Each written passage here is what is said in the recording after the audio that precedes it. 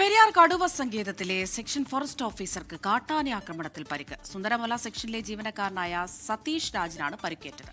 കേരള തമിഴ്നാട് അതിർത്തിയിലെ വനത്തിനുള്ളിൽ വെച്ചാണ് ഈ ആക്രമണം ഉണ്ടായത്. രാഹുൽ വിജയൻ ഇടുക്കിയിൽ നിന്ന് ചേരുന്നു കൂടുതൽ വിവരങ്ങളുമായി. രാഹുൽ, ഈ പരിക്ക് സാരമുള്ളതാണോ? വിവരങ്ങൾ എന്താണ്?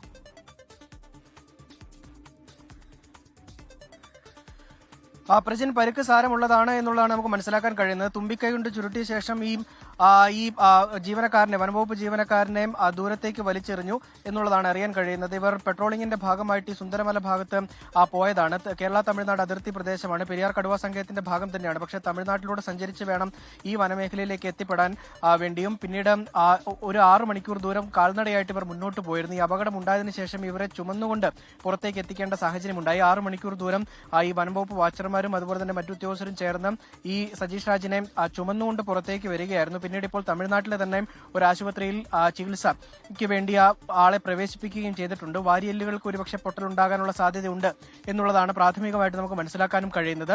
സ്ഥിരമായിട്ട് പോകുന്ന ആളാണ്. പോയിട്ട് തിരികെ വരുന്ന വഴിക്കാണ് ഈ കാട്ടാനയുടെ മുൻപിൽ പെടുകയും ആക്രമണത്തിന് ഇരയാവുകയും ചെയ്തത് എന്നുള്ളതാണ് ഏറ്റവും പ്രധാനപ്പെട്ട കാര്യം. പ്രജിൻ.